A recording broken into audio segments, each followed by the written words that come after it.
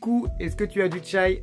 Eh bah tu tombes bien parce que j'allais commencer un live et je vais pouvoir te montrer tout ce que j'ai. Alors bien évidemment j'ai du chai noir, le classique chai indien. Juste ici dans ma collection de thé noir, nous avons donc le chai noir.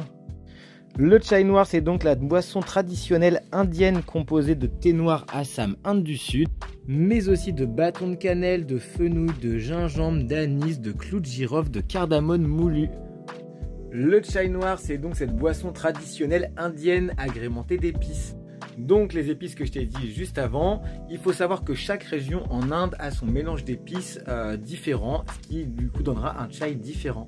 Ici, on est vraiment sur un chai classique. Ce chai, normalement en Inde, il est infusé dans de l'eau et du lait bouilli. Certains vont même utiliser du lait entier, voire du lait demi ou crémé, ou pourquoi pas, tu peux aussi utiliser du lait végétal ou de la coco. À toi de faire ton meilleur mélange et essayer ce qui te plaît le plus. Traditionnellement, en Inde, ils vont filtrer du coup le mélange d'épices et de thé, mais ils vont toujours laisser des épices un peu au fond pour donner encore plus de goût. Le chai noir habituellement en Inde se boit très chaud, bouillant, alors qu'il fait déjà super chaud dans leur pays, j'ai jamais compris, et extrêmement sucré. Et cette préparation indienne de thé noir a énormément de bienfaits dans la culture ayurvédique indienne.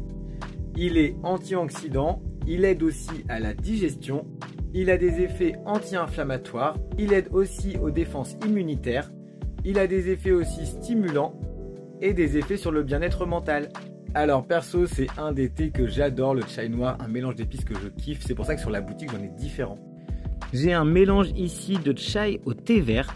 Sur la boutique, c'est donc le Morning Chai, il est composé de thé vert China Sancha, de bâton de cannelle, de citronnelle, d'ortie, d'anis, de clou de girofle, de fenouil et de cardamome. J'ai aussi, comme tu peux le voir juste ici, un chai rooibos, donc sans théine. On retrouve bien évidemment toujours le même mélange d'épices comme tout à l'heure, mais cette fois-ci sur du rooibos qui est une plante sans théine et que tu pourras boire donc toute la journée. Et enfin, une nouvelle combinaison, le chai maté.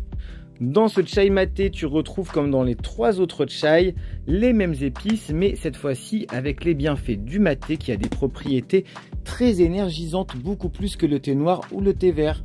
J'espère que du coup tu trouveras ton bonheur parmi tous ces chais. Je te souhaite une bonne dégustation et je te dis à bientôt. Si tu as d'autres questions, n'hésite pas à les poser en commentaire. J'essaye de vous répondre tous au fur et à mesure. Tchuss!